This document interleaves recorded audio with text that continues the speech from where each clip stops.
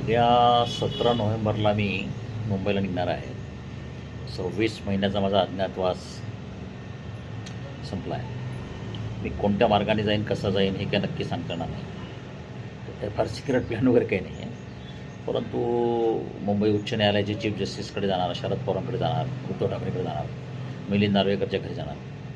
आणि स्टेशन आता माझ्याकडे जायला पैसे नाही आहेत. कपड्यांचे 2 बॅग आहेत, काही वस्तूसोबत आहेत, माईक वगैरे. जाताना TC वगैरे कोणी असेल तर त्यांना रस्त्यात भीक मागत लोकांना वस्तू देत देत निघणार.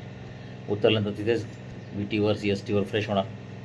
सरळ टॅक्सीवर सांगणार, भाई मेरे पास पैसा नहीं है, कुछ खाने को देतात लोक.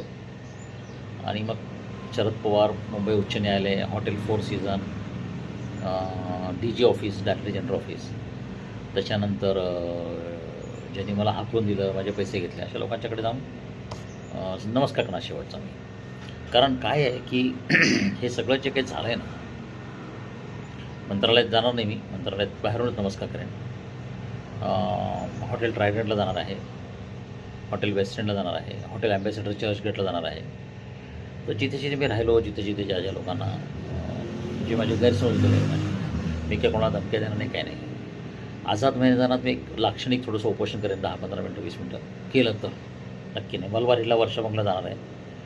देवगिरी बंगल्यावर मी जायचं नाहीच ठरवलं आहे अजित पवारांच्या. कारण त्यांना ते आध्यात्मिक वगैरे समजेल की नाही वगैरे. आणि मुळात काय झालं आहे, पवार कुटुंबियांना अध्यात्माचं ज्ञान नाही आहे. तर ते धर्म समजतात, हे धर्माचं नाही आहे. पण थोडा रॅशनल आहे. पण बाकी मग इतर मिनिस्टर्स वगैरे ना भेटण्याचं काही. वर्षा बंगल्यावर मी एक मेसेज ठेवून देईन. शेवटच्या टप्प्यात स्वामीजींनी काही फोन कॉल्स केले होते. मी तसे काही फोन्स कॉल करेन मुंबईतून, पुण्यात काही कॉल्स करेन वगैरे. माझ्या नातेवाईकांना मेसेज ऑलरेडी जाणार आहेत. त्याच्यामुळे माझं जो एकंदरीत दौरा आहे मुंबईचा 17 आणि 18 नोव्हेंबरचा, तो थोडासा स्वामीजीच्या स्टाईलचा असेल.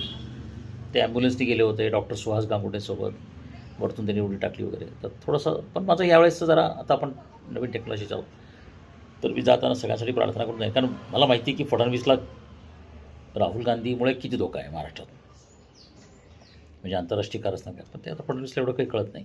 तर जिथे जिथे मला प्रेयर करणं शक्य आहे, जिथे जिथे भेटणं आहे, तर मी निघून जाणार. अजित पवार आणि एकनाथ शिंदेना काय भेटणार नाही मी. उद्धवला बाहेरूनच नमस्कार करणार मी, बंगल्याच्या बाहेरून, म्हणजे मेन गेटच्या बाहेरून. मिलिंद नार्वेकरकडे फक्त मेसेज होणार. तर असं मी साधारण 1 दिवसाचा माझा टूर आहे, जेवढं जमेल तेवढं. आणि मग तुम्ही ह्या जगातून निघून जाणार. एक एक्झिट विंडो आहे माझी स्पेस टाईममधली, ती निघून जाणार. धन्यवाद.